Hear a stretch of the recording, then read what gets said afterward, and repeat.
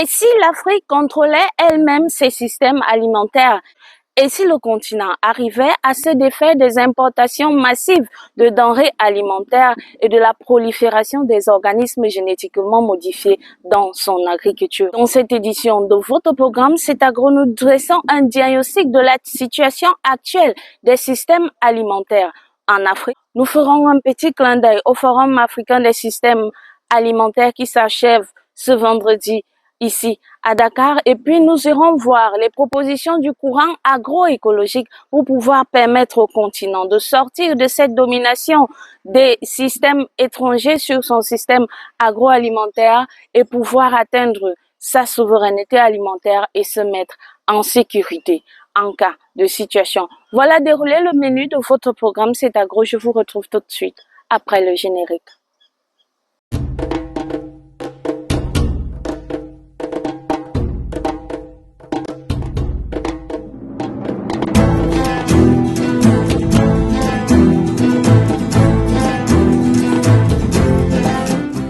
Bonjour et bienvenue à cette autre édition de votre programme produite depuis Dakar au Sénégal. Dakar, où le Centre international Abdou Diouf de Diamniadio abrite depuis le 31 août dernier la 19e édition du Forum africain des systèmes alimentaires, placé sous le thème Jeunesse africaine, piloter la collaboration, l'innovation et la mise en œuvre des systèmes agroalimentaires. Cette édition vise à placer la jeunesse au cœur de la transformation des systèmes alimentaires en Afrique. En tout cas, c'est ce qu'a pensé le président sénégalais Bassirou Diomaye Faye en ouvrant les travaux de ce forum le 1er septembre dernier avec à ses côtés son homologue rwandais, le président Paul Kagame. Je vous propose de retourner à cette cérémonie d'ouverture riche en son et en couleurs.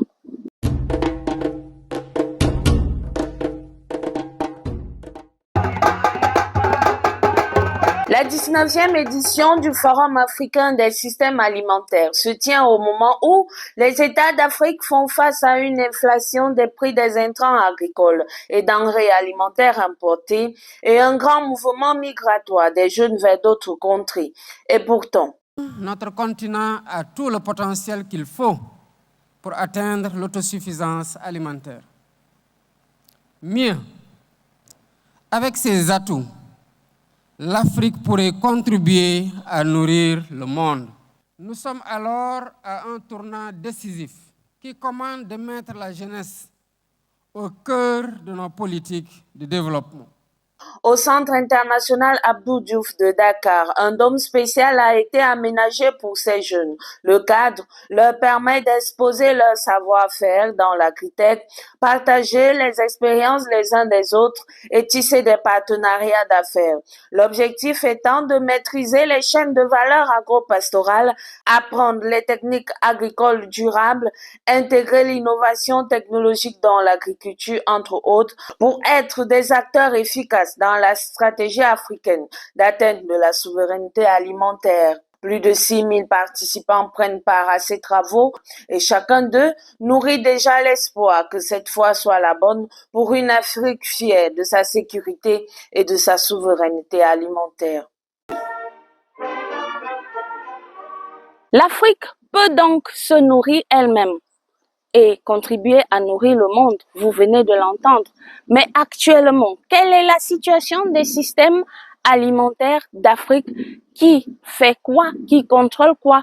À quelle proportion? L'Afrique peut-elle vraiment, l'Afrique a-t-elle vraiment les moyens d'y arriver? Je vous propose de suivre attentivement cette analyse diagnostique de notre expert agro-industriel Martial Eba depuis le Royaume-Uni.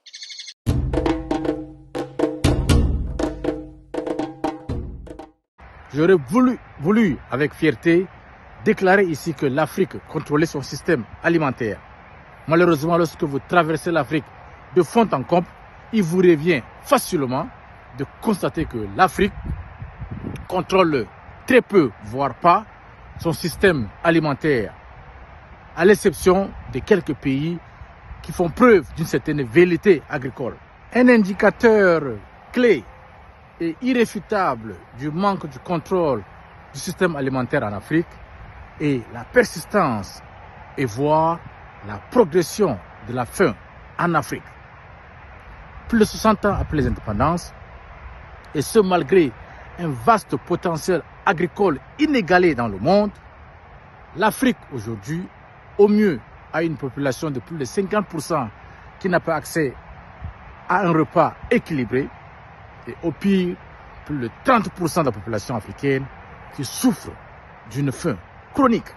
Les causes pourquoi l'Afrique manque de contrôle sur son système alimentaire sont nombreuses. On vous citera ci et là une présence sur le continent d'une approche agricole inadéquate, une mécanisation agricole nulle ou presque, une dépendance accrue aux dons alimentaires, une dépendance accrue aux importations alimentaires, une inclinaison vers les intrants importés qui sont totalement hors portée du paysan lambda, le manque des infrastructures telles que les routes et les centres de distribution. Mais au-delà de toutes ces causes,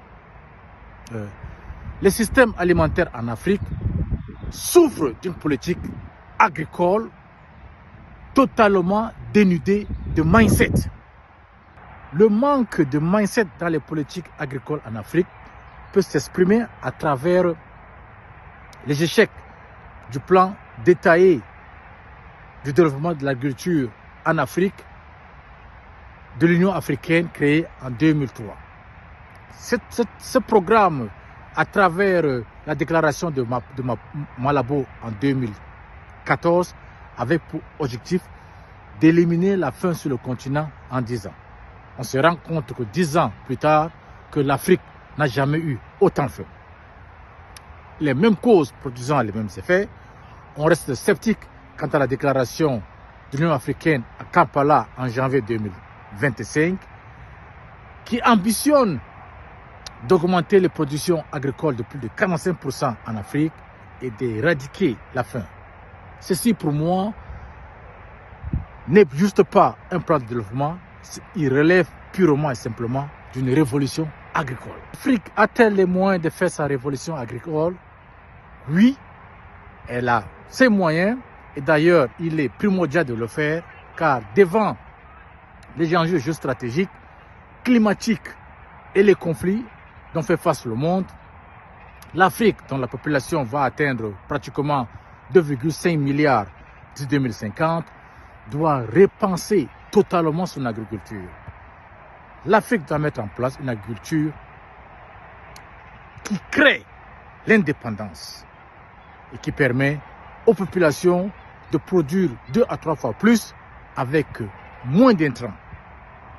Si jamais l'Afrique veut atteindre effectivement les objectifs du développement de 2030 et si l'Afrique veut effectivement atteindre les objectifs du calendrier de 2063, qu'elle s'est dotée. Le marché africain des systèmes alimentaires est donc dominé par des multinationales qui contrôlent de la semence à la consommation en passant par les intrants, les fertilisants, les pesticides, la mécanisation, entre autres. Maintenant, comment peut-elle faire l'Afrique qui dispose de très peu de moyens pour pouvoir sortir de cette hégémonie et préparer elle-même sa propre souveraineté avec ses moyens tropicalisés? Eh bien, le courant agroécologique pense que c'est possible grâce à notre agriculture paysanne, grâce à notre agriculture familiale.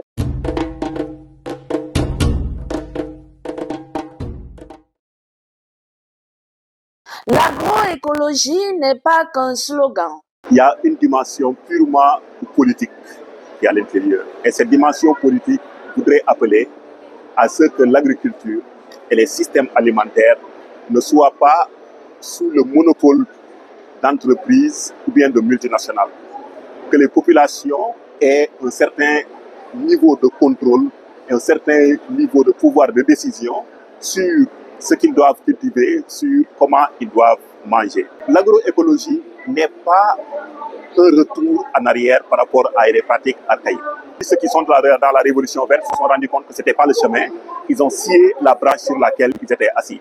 Selon l'Alliance pour la souveraineté alimentaire en Afrique, ABSA, la révolution verte fait perdre du temps et de l'argent au continent. Pourtant, la solution est simple. Si tu es couché sur la natte de quelqu'un qui est touché à terre, d'un jour à l'autre, tu peux retirer sa natte. Donc, c'est l'offre locale de production, le premier élément de la stratégie de la souveraineté alimentaire.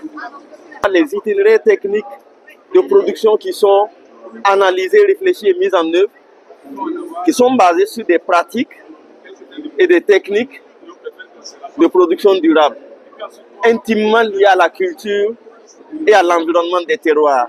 Ça permet de préserver les ressources naturelles, les ressources productives.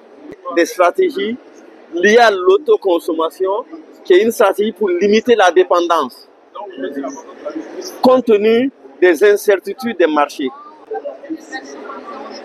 On est sûr, en courant nous-mêmes, l'essentiel des bases, des denrées alimentaires dont nous consommons. Ce n'est pas l'autarcie, ce n'est pas l'enfermement. Mais il y a une limite. Il faut couvrir l'essentiel de ses besoins. La stratégie concertée de plaidoyer pour l'agroécologie en Afrique de l'Ouest recommande aux politiques 3 axes principaux d'intervention: le contrôle des bio-entrants, la valorisation des systèmes semenciers paysans, la maîtrise des bioprotecteurs et le soutien des paysans. Nous devons revaloriser le paysan et le métier de paysan. Le paysan est un entrepreneur agricole. Il vit de ça. Il va sur le marché. Il a besoin de financement. Donc, si nous minimisons pour dire l'agriculture, le paysan ne vaut rien, c'est ça dans notre mentalité nous-mêmes. Être paysan, c'est qu'on n'est rien du tout. Il faut enlever ces discours. Il s'agit globalement de réglementer, harmoniser, financer la recherche et diffuser les résultats, investir et inciter dans l'entrepreneuriat agroécologique. Certains pays d'Afrique de l'Ouest, comme le Sénégal, commencent à comprendre et intégrer l'agroécologie dans leur ligne. On avait seulement 0,11% du budget du ministère de l'Éducation nationale qui était de 1000 milliards de francs CFA. Même pas 1% du budget du ministère de l'Éducation nationale affecté à la lutte contre la vulnérabilité alimentaire chez nos enfants, chez nos filles, chez nos filles. Le plaidoyer aidant et avec l'arrivée des nouvelles autorités, il y a eu une augmentation de ce budget de 33%. 1 milliard qui était affecté à l'alimentation scolaire, aujourd'hui on est monté à 4 milliards. D'autres emboîteront certainement le pas lorsqu'ils comprendront qu'un système alimentaire souverain s'atteint par une agriculture paysanne forte, la participation des communautés aux prises de décision, les pratiques agricoles durables, la protection des cultures locales, entre autres avantages. Et pour renforcer cette bataille, l'Alliance pour la souveraineté alimentaire en Afrique pense qu'il faut outiller des hommes de médias. C'est dans ce cadre que ABSA vient de former à Dakar, au Sénégal, une vingtaine de journalistes agricoles triés sur le volet et venus de l'ensemble de l'Afrique pour pouvoir leur donner des outils scientifiques, des arguments, les amener à changer le discours qui glorifie l'agro-industrie au détriment de l'agroécologie. Fin de cette édition de votre programme C'est Agro. Merci de nous avoir suivis. À vendredi prochain, même heure, même plateforme. Bye bye.